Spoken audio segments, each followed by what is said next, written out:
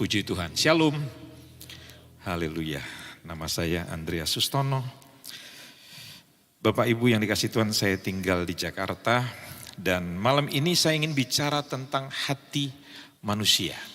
Ya, saudara-saudara yang dikasih Tuhan, kalau kita melihat di dalam Injil Matius pasal yang kelima, 13-16, saudara boleh ngintip sedikit saja. Di situ intinya Tuhan itu mau menjadikan kita menjadi garam dan terang dunia. Artinya kita menjadi influencer, menjadi orang yang punya pengaruh, bukan menjadi orang yang influenza, sakit-sakitan. Tapi kita menjadi orang yang punya dampak kepada orang di sekitar kita, di mana Tuhan tempatkan kita. Ladang Tuhan, daerah pekerjaan Tuhan buat kita itu bukan hanya di Yerusalem, di kampung, di rumah di mana kita tinggal, tetapi kepada Yudea, tempat tetangga-tetangga kita, daerah sekitar kita. Kemudian sampai ke Samaria, bahkan ke ujung dunia. Artinya kita punya kemampuan untuk punya pengaruh secara global. Bayangkan saudara, pikirannya Tuhan itu melebihi pikiran manusia. Orang-orang yang tidak terpelajar, yang tinggal di kawasan Galilea, itu mereka bukan golongan majelis Sanhedrin atau orang Farisi, orang yang berpendidikan tinggi. Di negeri ini saudara tahu bahwa orang-orang yang berpendidikan tinggi secara keagamaan, seperti Gus Dur, dia bisa mencapai karier politik menjadi seorang presiden. Jadi itu sebuah keniscayaan bahwa kalau orang mempunyai pendidikan yang tinggi, itu bisa mencapai sebuah taraf hidup yang luar biasa.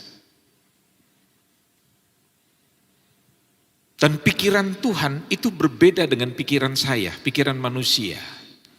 Dia memilih orang yang tidak berarti, orang yang tidak diperhitungkan. Tapi karena perjumpaan, encounter dengan Tuhan, mereka mengalami sebuah perubahan hidup yang luar biasa. Dan perubahan yang dikerjakan Tuhan itu bukan perubahan out in, dari luar ke dalam. Tapi dia mengerjakan in out, dari dalam keluar. Sehingga apa yang dikejar oleh manusia itu tidak pernah dipikirkan oleh Allah. Dan yang dikejar oleh Allah, yang menjadi pikiran Allah, tidak pernah dikejar oleh manusia. Kenapa? Karena tabiat manusia, pikiran manusia, hati manusia, itu sudah dikotori dengan konsep dunia karena dosa.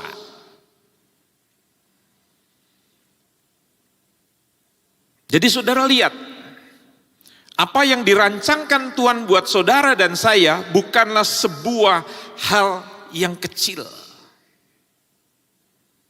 Seperti dikatakan oleh banyak orang rata-rata di dunia ini, yang penting bisa makan minum saat ini.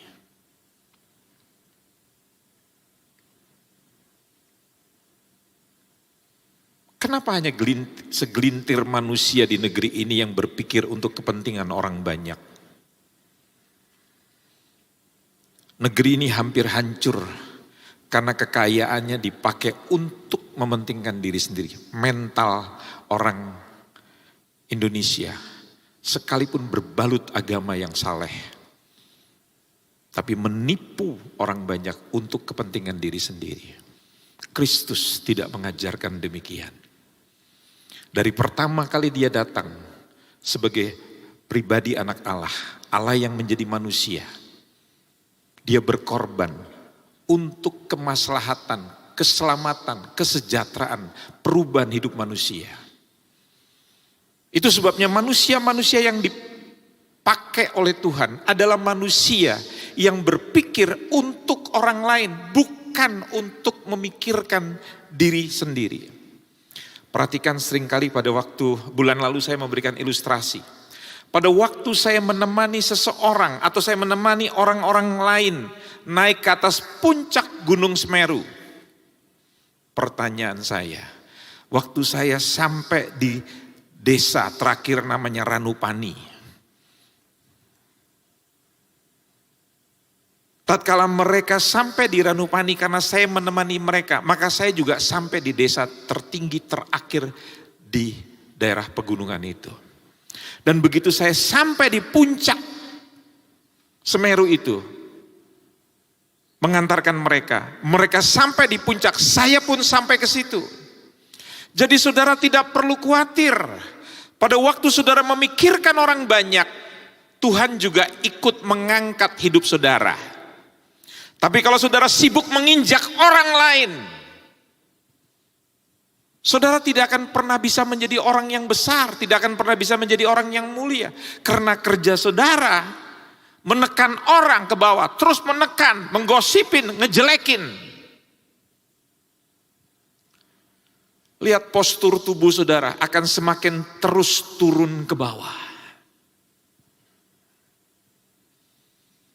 Gereja tidak boleh bangga dengan karismata, karunia-karunia yang hebat. Orang bisa berkhotbah di mimbar ini memukau banyak orang.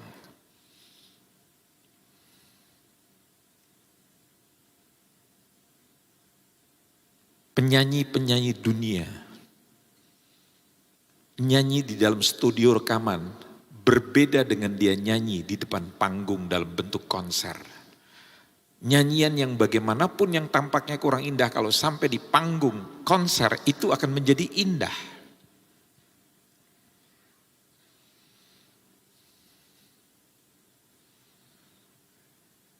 Tujuan Tuhan menampilkan kita ke dalam dunia bukan supaya kita show off, pamer, terus bercerita. Seperti di YouTube sekarang yang memamerkan kemewahan, memamerkan sukses. Bukan itu tujuan Tuhan memanggil saya dan memanggil saudara. Mari kita periksa apa tujuan Tuhan untuk memanggil saya dan saudara. Betulkah kualitas kekristenan kita sudah seperti yang dimaksudkan oleh Tuhan? Lukas 6:35-36. Lukas 6:35-36. Tetapi kamu kasihlah musuhmu dan berbuatlah baik kepada mereka dan pinjamkan dengan tidak mengharapkan balasan, maka upahmu akan besar dan kamu akan menjadi anak-anak Allah yang Maha Tinggi. Sebab ia baik terhadap orang-orang yang tidak tahu berterima kasih dan terhadap orang-orang jahat. Hendaklah kamu murah hati sama seperti Bapamu adalah murah hati. Ayo kita jujur bahwa kasih yang kita miliki itu hanya sebatas kasih manusiawi. Ada seorang ibu di Soe berdiri di sebelah saya. Dia pakai kalung salib yang besar di Nusa Tenggara Timur, 111 kilo dari kota Kupang.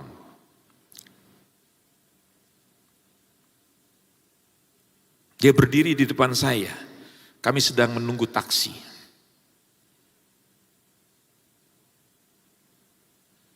Dalam teleponnya yang lantang, ini perempuan 40 tahunan, dia bilang begini, "Bapak, kalau Bapak baik sama Beta, sama saya, Beta juga baik sama Bapak. Tapi kalau Bapak jahat, saya bisa lebih jahat daripada Bapak, walaupun saya perempuan." Pakai kalung salib. Tapi hatinya balok. Saudara tahu, provinsi yang paling tinggi kekerasan dalam rumah tangga disurvei oleh pemerintah, yaitu adalah Nusa Tenggara Timur yang notabene adalah mayoritas Kristen. Artinya apa? Hati kita itu masih hati yang terbuat daripada manusia, daging. Hati yang belum mengalami perubahan. Padahal kualitas orang Kristen itu tidak digambarkan kita harus berpuas diri karena kita memakai jaket yang bagus, batik yang jutaan. Bukan itu tujuan Kristus melahirkan saudara, mendatangkan saudara, menebus saudara di dalam dunia ini. Bukan itu. Tapi saudara bisa menjadi cahaya, bisa menjadi terang, menjadi garam bagi lingkungan. Anda harus melakukan sesuatu yang bisa mengubah dunia sekitar saudara.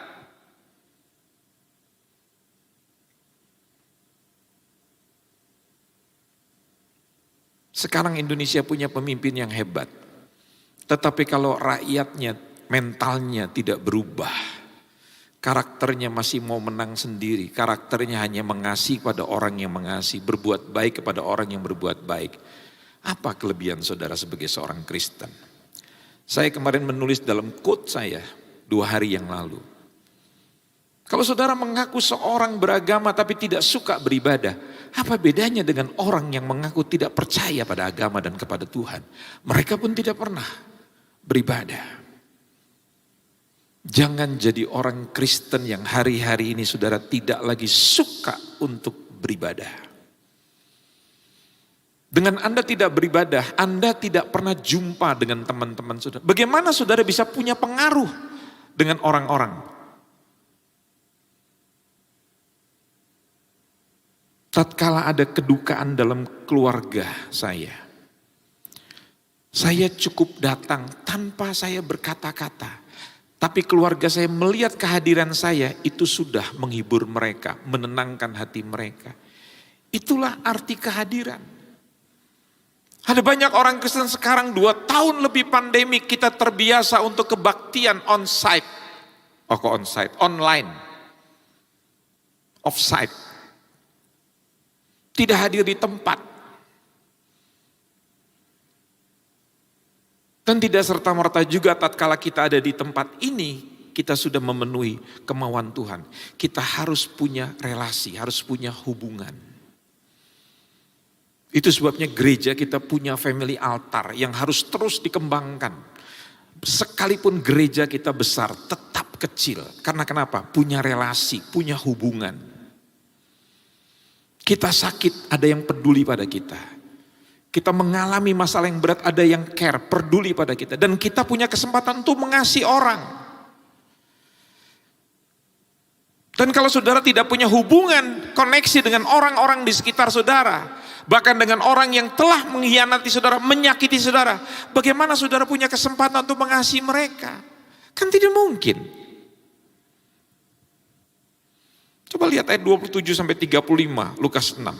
Masih dalam pasal yang sama. Sekarang kita naik ke atas 27 sampai 30. Tetapi kepada kamu yang mendengarkan aku berkata, kasihilah musuhmu, berbuatlah baik kepada orang yang membenci kamu, mintalah berkat bagi orang yang mengutuk kamu, berdoalah bagi orang yang mencaci kamu. Barang siapa menampar pipimu yang satu, berikan juga kepada pipimu yang lain. Barang siapa mengambil jubahmu, biar juga ia mengambil bajumu. Berilah kepada setiap orang yang meminta kepadamu, dan janganlah minta kembali kepada orang yang mengambil kepunyaanmu. Bagaimana kita mengaktualisasikan, menampilkan, bagaimana kita punya kehidupan Kristen dengan kualitas yang seperti begini saudara. Kalau engkau tersinggung, pindah gereja. Engkau tidak mengizinkan terjadinya pergesekan. Suami istri menikah itu bukan bicara. Hari ini senang, besok senang, lusa senang. Pepatah dunia saja berkata, berakit-rakit dahulu, berenang-renang ke tepian, bersakit-sakit dahulu, bersenang-senang kemudian.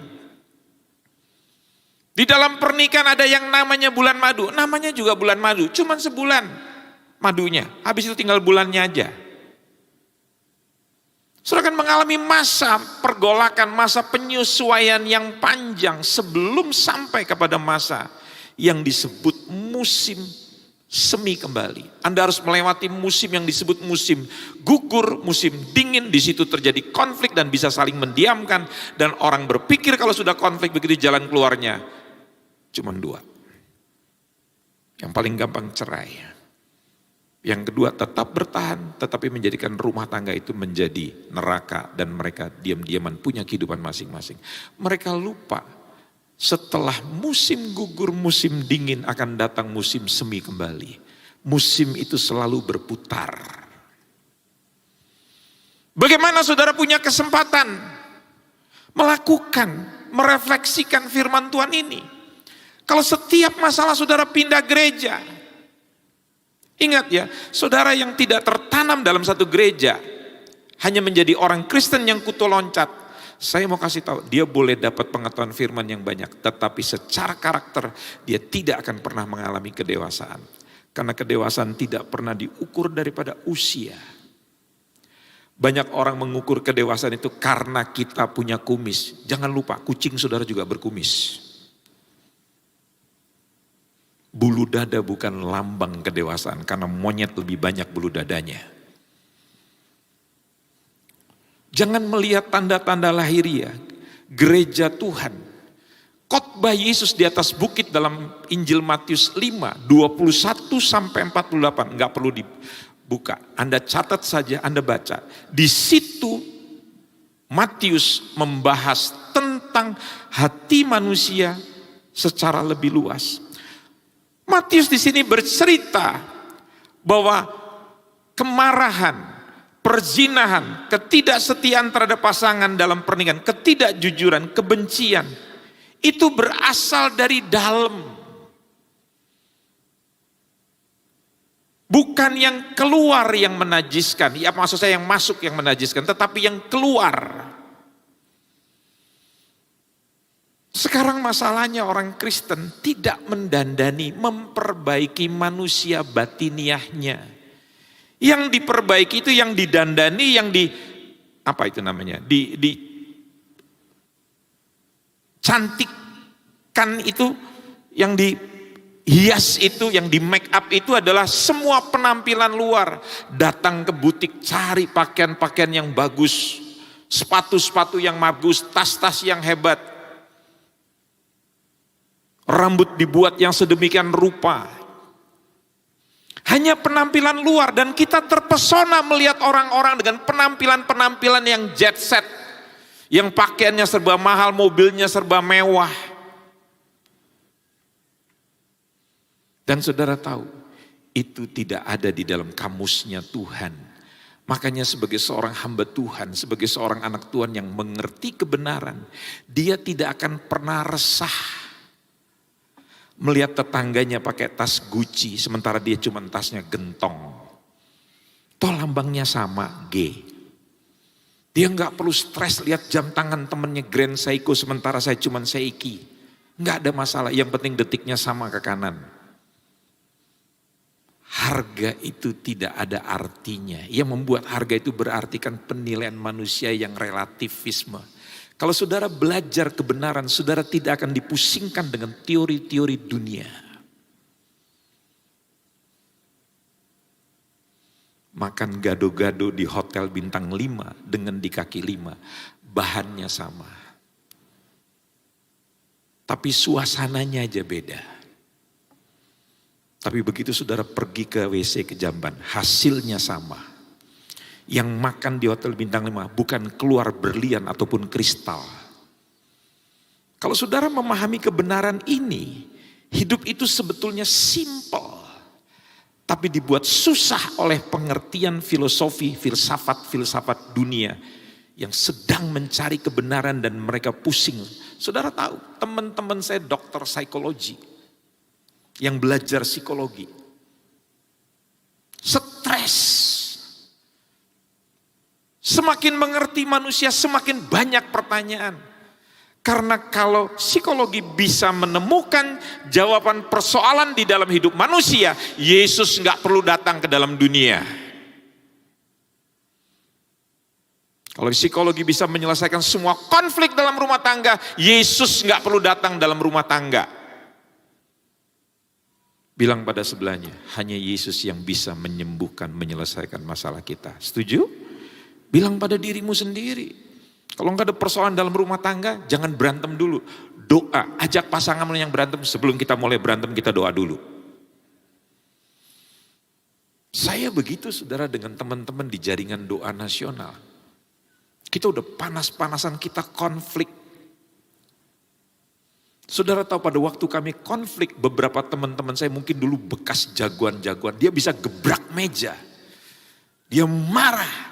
Gak usah bicara unity. Memaki. Saya diam aja dengerin dulu. Teman-teman saya sedang berantem.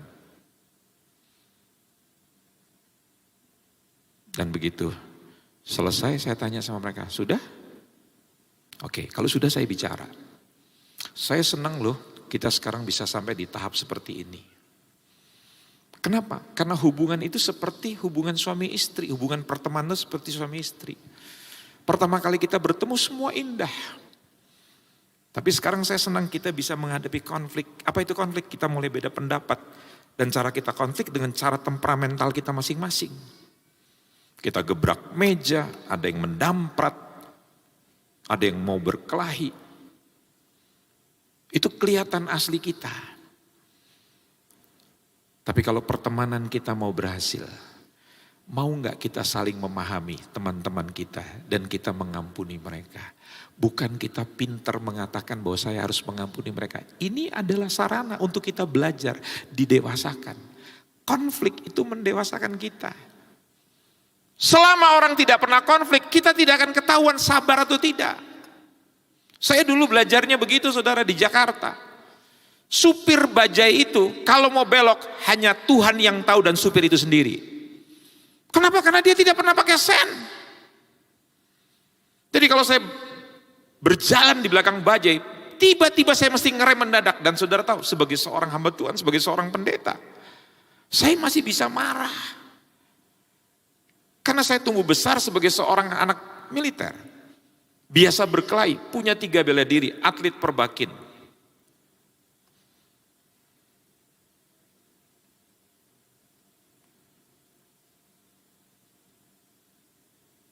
Ayah saya orang Jawa Timur, ibu saya orang dari Ambon.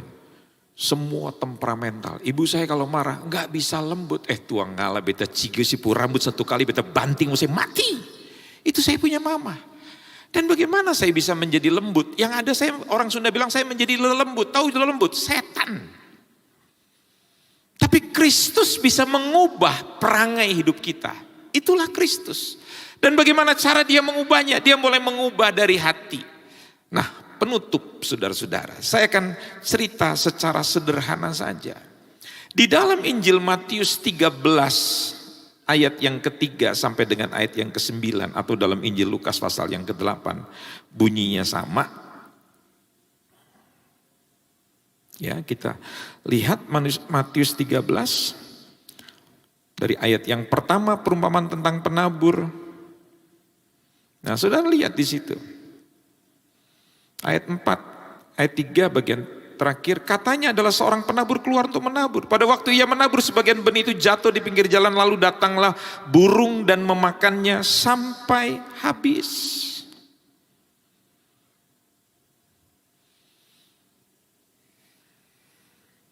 Sekali lagi saya katakan, Tuhan tidak ingin mengubah penampilan saudara. Dia nggak penting luar saudara mau bagaimana, nggak penting.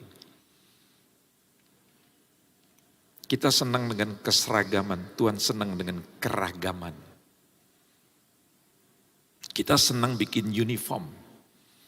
Kalau pakai baju batik, batiknya sama. Kalau kita tampil di Natal sini semua pakai merah-merah semuanya begitu.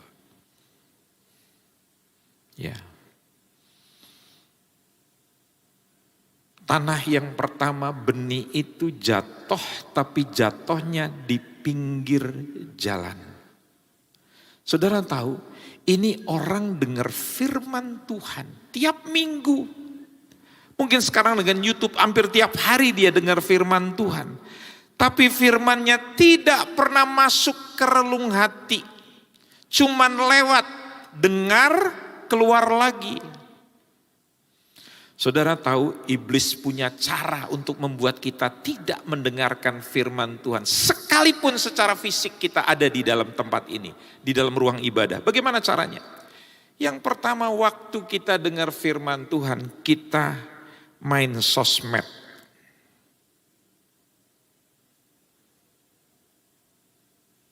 Update status. Kita tidak dengar firman. Saudara tahu, beberapa waktu yang lalu saya di Bali, saya melihat ada pura, orang-orang sedang datang di situ. Enggak ada orang Hindu ibadah bawa HP. Orang ke vihara, enggak ada pai-pai.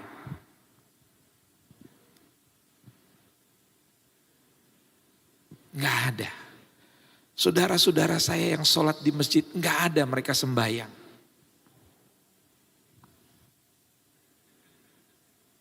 Yang bisa begitu siapa? Hanya kita orang Kristen. Bilang pada sebelahnya, betul itu. Yang kedua, iblis bisa mencuri firman dan kita tidak bisa mendengarkan firman. Karena iblis tahu firman bisa mengubah hidup saudara dan saya. Bagaimana caranya? Kita ada di tempat ini tapi kita begini. Ada orang yang dengar khotbah, dia tidur. Bagus itu. Jangan ibu marah suami ibu kalau dia dengar khotbah pada hari Minggu, dia tidur. Nanti dia akan cerita, aku ini di rumah susah tidur. Tapi kalau kebaktian di Nginden, firman baru mulai, aku tidur nyenyak. Saudara tahu nanti dia keluar bersaksi, siapa yang susah tidur datang ke Nginden. Jadi firman itu telah membuat dia yang susah tidur jadi tidur. Biarkan. Orang yang bisa tidur dalam ibadah itu imannya luar biasa, saudara.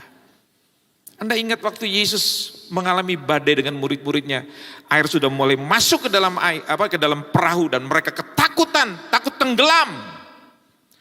Dan mereka melihat Yesus di buritan di belakang sedang tidur, digugah, dibangunkan. Waktu Yesus bangun pertama kali, kalimat pertama yang keluar apa?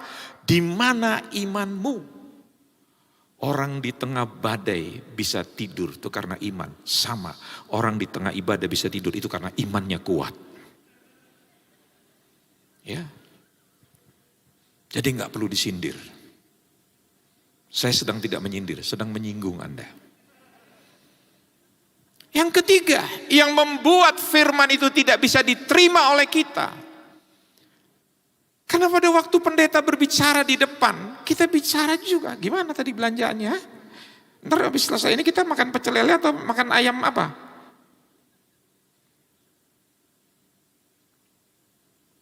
Itu cara iblis. Dan yang keempat, yang membuat firman tidak bisa masuk, badannya di sini, tapi pikirannya di luar. Jalan-jalan. Dia sudah membayangkan besok dia akan berangkat ke Bali liburan, kemana aja ya. Dia di sini secara tubuh. Itu benih yang jatuh di pinggir jalan. Jadi jangan Anda kagum dulu melihat orang yang rajin datang kebaktian, tetapi di dalam kebaktian dia tidak dapat apa-apa. Yang kedua, tanah yang berbatu, Anda bisa melihat semuanya. Di dalam Matius tadi, ini menggambarkan firman Tuhan. Di dalam kalimat itu dikatakan, dan menerimanya dengan gembira. Kitab Yakobus mengatakan, terimalah firman itu. Jadi firman tidak hanya didengar, tetapi iblis tahu rahasia itu. Berbahagialah orang yang mendengar. Saudara lihat dalam rangkaian Injil Matius ini, kata mendengar selalu diulang. Sesuatu yang selalu diulang, itu artinya penting. Sampai dalam kitab Wahyu dikatakan, berbahagialah orang yang mendengar. Jadi iblis tahu kunci untuk merubah hidup saudara, hati saudara, itu dari mendengar.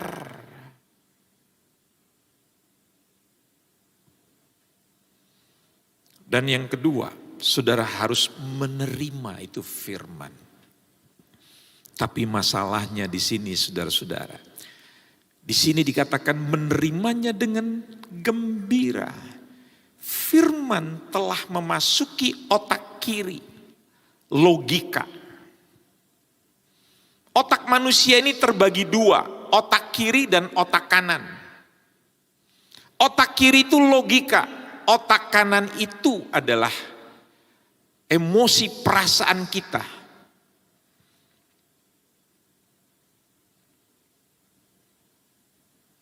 Biasanya orang seniman itu lebih banyak menggunakan otak kanan, imajinasi. Otak kiri, rasio, logika. Pria lebih banyak berjuang dengan pikirannya, logikanya. Makanya lihat daratannya luas. Perempuan lebih banyak pakai perasaan otak kanan. Makanya lihat kalau pakai bahasa tubuh, perempuan tidak punya bulu dada. Rontok. Tapi saudara-saudara, dalam kondisi tanah yang berbatu itu membuat firman Tuhan tidak dapat berakar. Ingat baik-baik, persoalan di sini, aniaya, itu bisa membuat firman itu tidak masuk dalam alam bawah sadar saudara. Manusia selain punya otak kiri, punya otak kanan, tetapi manusia punya alam sadar dan punya alam bawah sadar. Alam bawah sadar itu seringkali disebut memori bawah sadar. Saya beri contoh. Kalau saya belajar mobil pertama kali, itu saya menggunakan otak sadar saya. Atau begini yang paling gampang, saya belum hafal ini gereja ini. Lantas saya tanya sama Pak Petrus, Pak saya pengen ke toilet.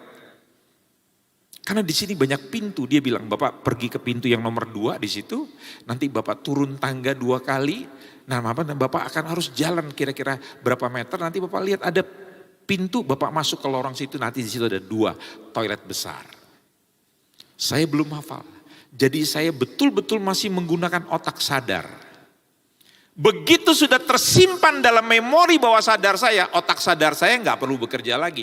Jadi tanpa petunjuk dari Pak Petrus saya sudah hafal, itu tersimpan dalam memori. Dulu saya pakai celana, masih kecil, bisa 1 lubang 2 kaki, bahkan terbalik.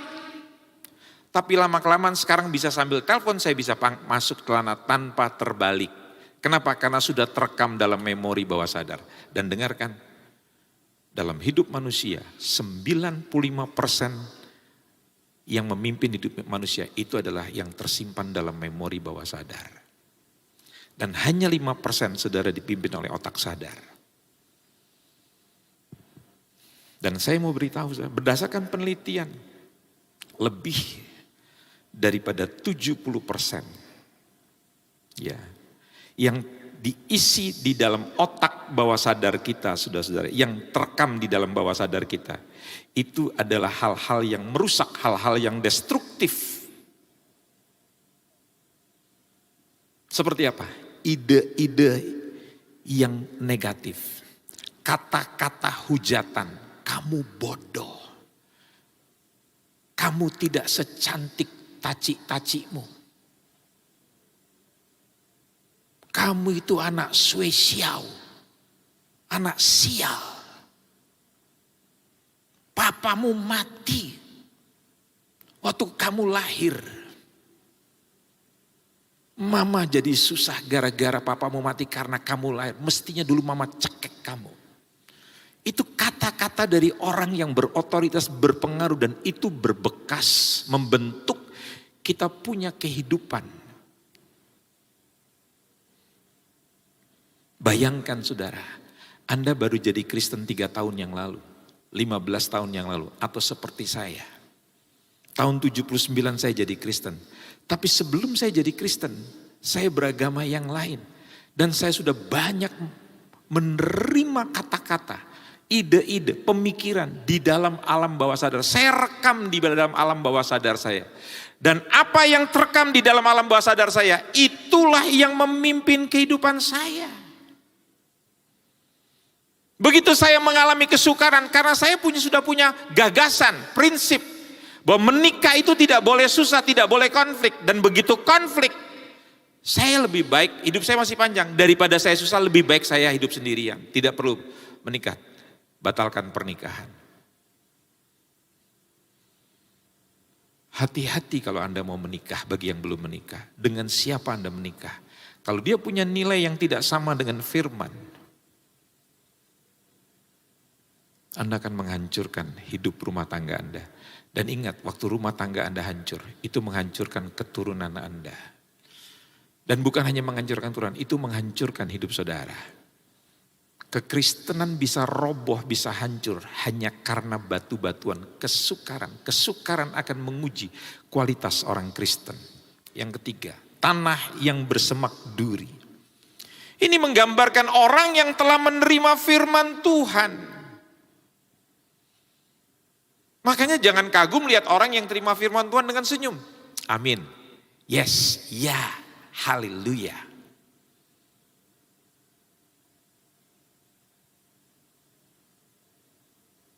memberi pengertian,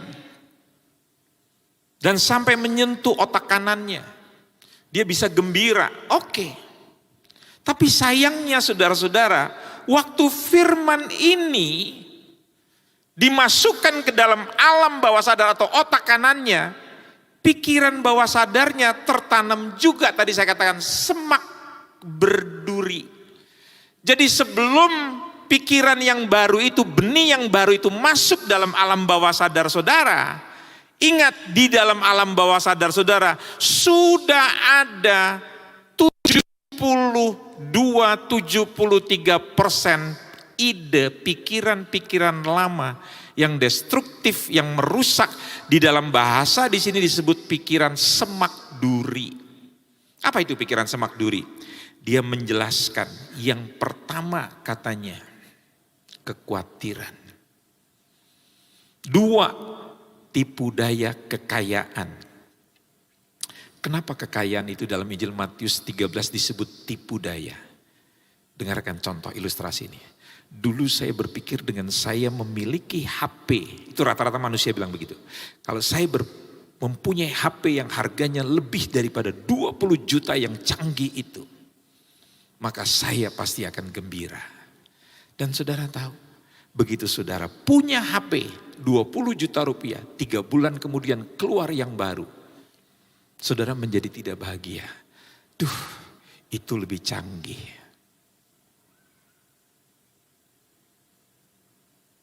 Karena hukumnya mengatakan apa? Kalau engkau mencintai harta, mencintai uang, uang tidak pernah bisa bikin puas engkau. Dulu gak punya rumah. Sekarang punya rumah pengen punya 2. Dulu gak punya motor, sekarang punya motor. Punya motor, sekarang punya mobil. Punya mobil 1 gak puas, pengen punya mobil lagi. Terus. Tidak pernah ada kepuasan. Kenapa? Kekayaan itu menipu. Hidup itu simple sebetulnya. Kapan-kapan kita gali hal-hal itu. Dan yang ketiga adalah kemewahan hidup, kejemawan hidup. Itu sebabnya hari-hari ini orang senang pamer, senang show off. Dulu hidupnya di Petemon Kali, sekarang rumahnya di Graha Family. Rasanya bangga. Dadanya diangkat. Jalan dengan gaya yang berbeda. Saya tanya, kenapa dadanya diangkat?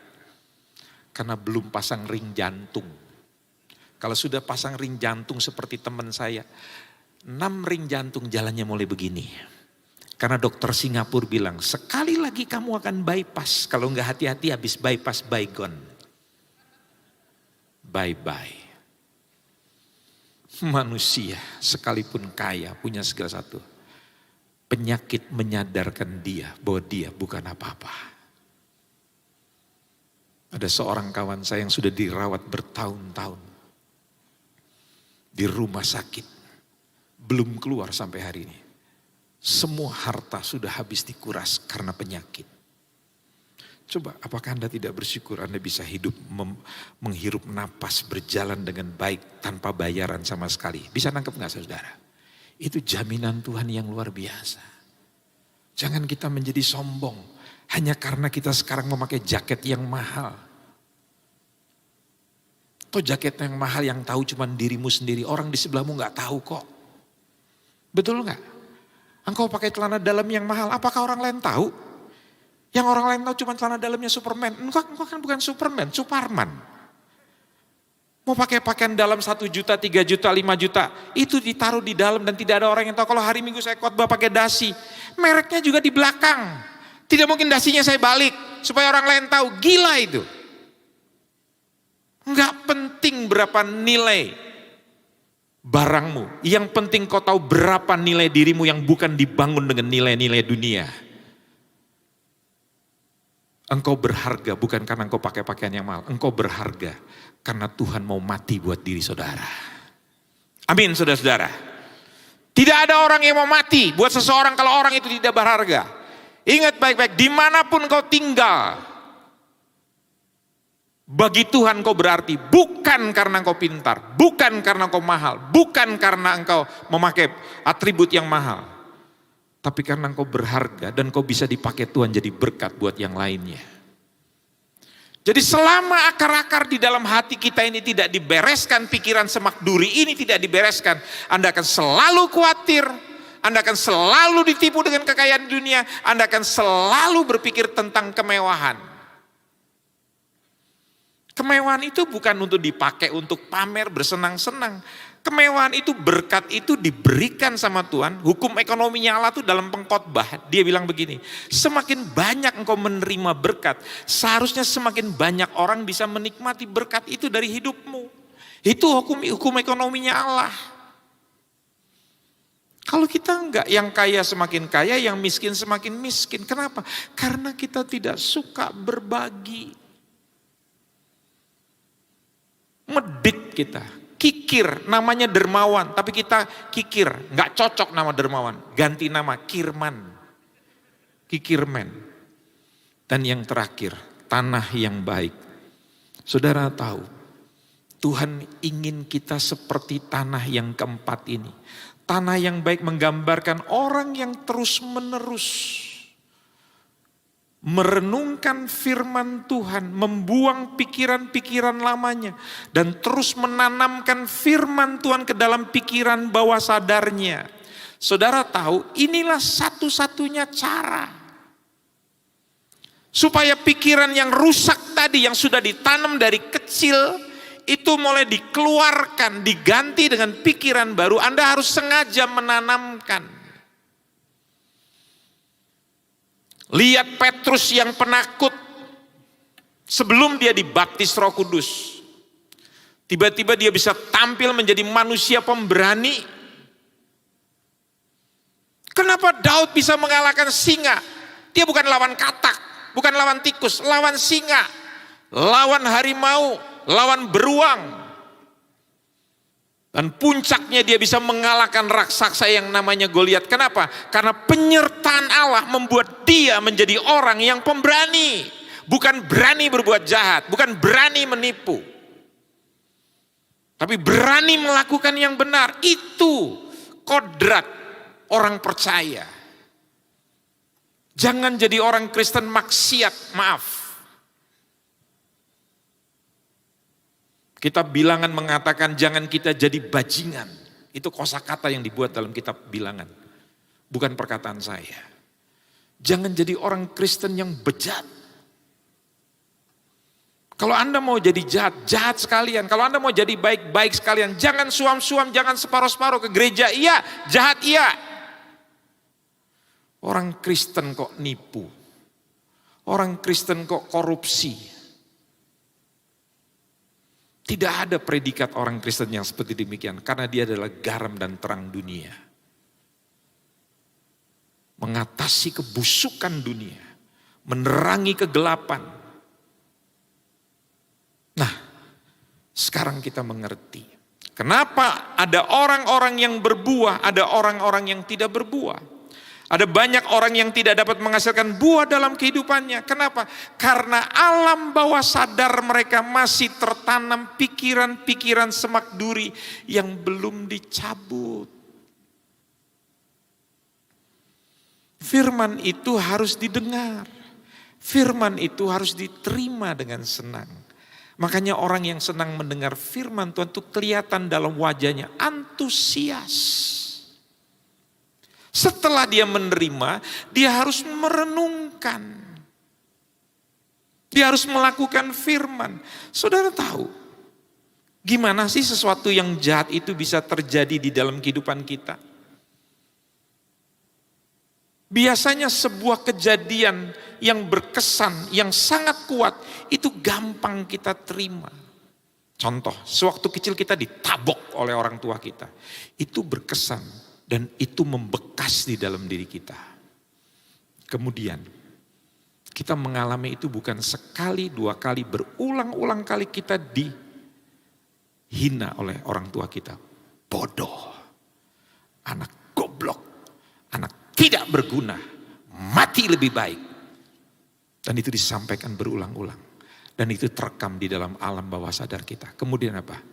Itu pasti disampaikan lewat orang-orang yang berotoritas. Dan dalam suasana yang biasanya tenang, biasanya tidak gaduh, tapi itu sering diulangi.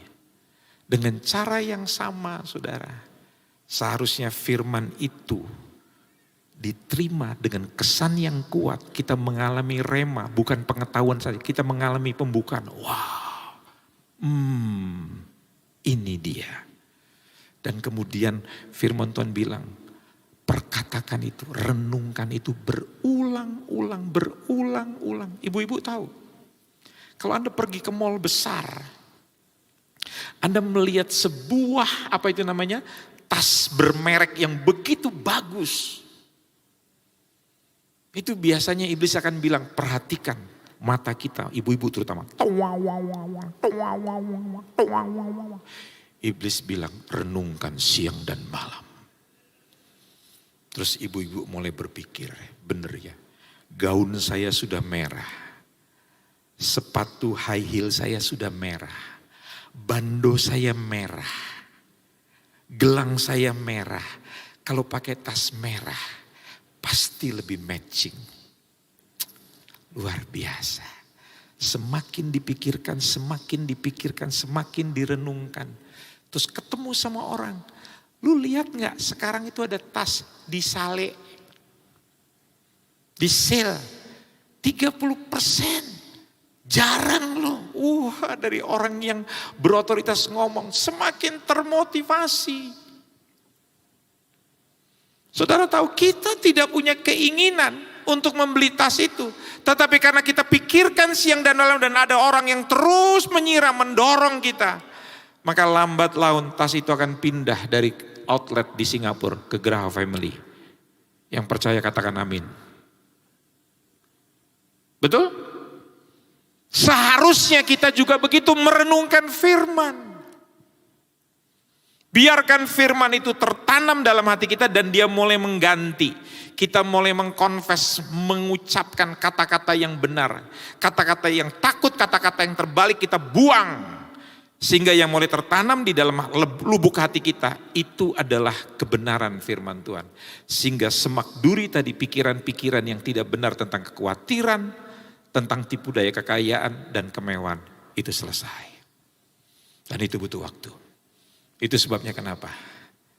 Kalau firman belum tertanam dalam diri kita mengubah kehidupan kita, kita tidak bisa mengasihi manusia lain, terutama musuh-musuh kita seperti kualitasnya Tuhan. Tuhan ingin mulai dari hati saya, Tuhan ingin mulai dari hati saudara. Jangan tuntut orang lain berubah, saudara yang berubah. Karena kita tidak bisa mengubah orang lain, kita tidak bisa mengubah situasi. Kita tidak bisa mengubah Indonesia. Anda yang harus berubah. Dan waktu Anda berubah, orang di sekitar Anda akan merespon. Coba Anda senyum ke sebelah kiri, sebelah kanan. Pasti dia akan tersenyum juga. Kalau Anda ramah, dia akan ramah. Saya datang di sebuah rumah makan Jawa Timur, di Surabaya sini. Saudara tahu, waktu saya datang tidak ada orang yang saya kenal. Tapi rumah makan itu padat sekali. Dan saya duduk di sebelah beberapa orang dan saya. Begitu makanan tiba, saya bilang, Pak mari saya makan Pak. Pak saya makan Pak. Ibu saya makan. Saudara tahu, waktu mereka pulang duluan mereka balas menegur saya. Itulah dunia sekitar kita akan merespon kalau kita menabur dengan baik. Berikan tepuk tangan buat Tuhan yang luar biasa. Mari kita berdiri bersama-sama.